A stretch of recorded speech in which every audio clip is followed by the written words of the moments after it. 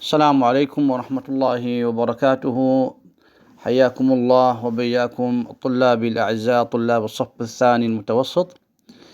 موعدنا اليوم مع تمرينات المفعول المطلق. حل تمرينات المفعول المطلق. التمرين الأول يقول: استخرج كل مفعول مطلق مما يلي وبين نوعه. نستخرج المفعول المطلق ثم نبين نوعه. والنوع كما هو معلوم لديك لدينا ثلاثة أنواع: إما مفعول مطلق مؤكد لفعله، أو مبين لنوع الفعل، أو مبين لعدد مرات الفعل. أولا قال الله تعالى: إنا نحن نزلنا عليك القرآن تنزيلا. أيضا مفعول مطلق نزلنا تنزيلا. إذا كلمة تنزيلا هي المفعول المطلق. نوع المفعول المطلق هنا مؤكد للفعل، مؤكد للفعل. ثانيا: هطل المطر هطلا شديدا فاستبشر الناس استبشارا. لدينا مفعولان: الأول هطلا، هطل هطلا، كلمة هطلا، ونلاحظ أن هطلا موصوفة، هطلا شديدا. إذن هنا نوع المفعول المطلق مبين لنوع الفعل، مبين لنوع الفعل. الثاني: فاستبشر الناس استبشارا. كلمة استبشارا ليست موصوفة، إذن هنا مؤكد للفعل. استبشارا مفعول مطلق مؤكد للفعل.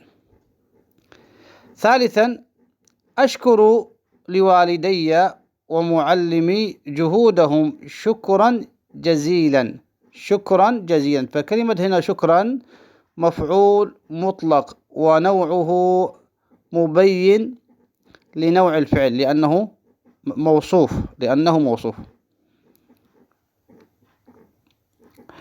رابعا: حلقت الحمامات تحليقا عاليا ثم دارت دورتين. لدينا أيضا مفعولان: الأول تحليقا مفعول مطلق مبين لنوع الفعل موصوف، والثاني دورتين مبين لعدد مرات الفعل. مفعول مطلق مبين لعدد مرات الفعل، دار دورتين. إذا لدينا في النقطة الرابعة مفعولان: الأول تحليقا والثاني دورتين. تحليقا نوعه مفعول مطلق مبين لنوع الفعل موصوف، والثاني مبين لعدد مرات الفعل. خامسا: عاهدت نفسي عهدا وثيقا على ألا أكذب. هنا عندي المفعول المطلق عهدا ونوعه مبين لنوع الفعل موصوف. التمرين الثاني: أكمل التالي على غرار المثال الأول. أولا: يحب أو يحب حبا. يحب حبا. يحب المواطن وطنه حب الطائر عشه. أعطاني الفعل ويريد المصدر، ثم ندخل المصدر في جملة مفيدة. فاحترم مصدره احتراما، فأقول أحترم المعلم احتراما شديدا. ثالثا: نام. المصدر نام نوما، نام نوما. نام الطفل نوما عميقا.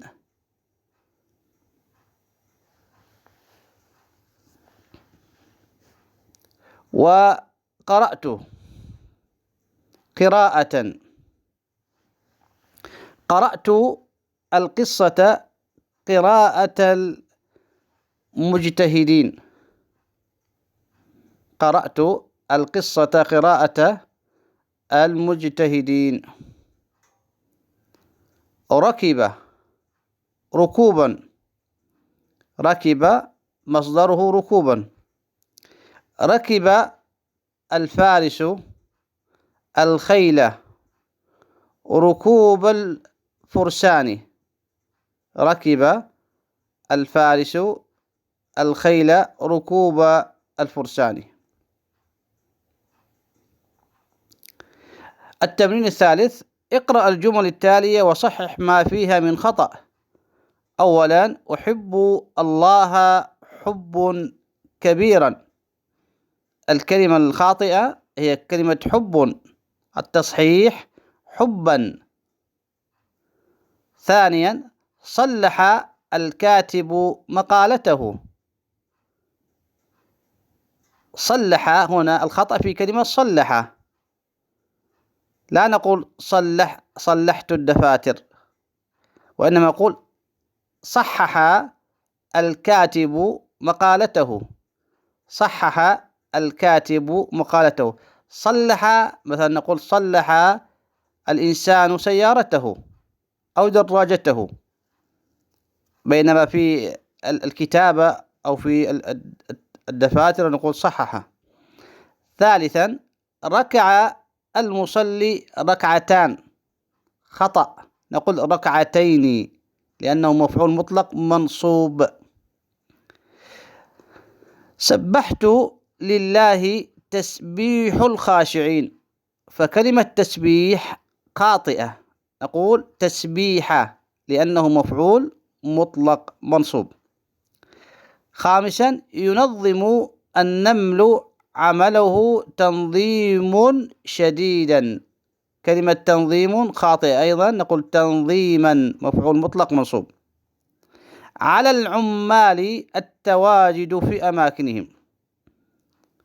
في تصحيح اللسان، تقويم اللسان عفوا، قال لا تقل التواجد بل قل الوجود. على العمال الوجود في أماكنهم. على العمال الوجود في أماكنهم. التمرين الرابع: حلل ثم أعرب الكلمات المكتوبة باللون الأحمر في كل مما يأتي. أولا: أحسن زيد إلى والديه إحسانا عظيما.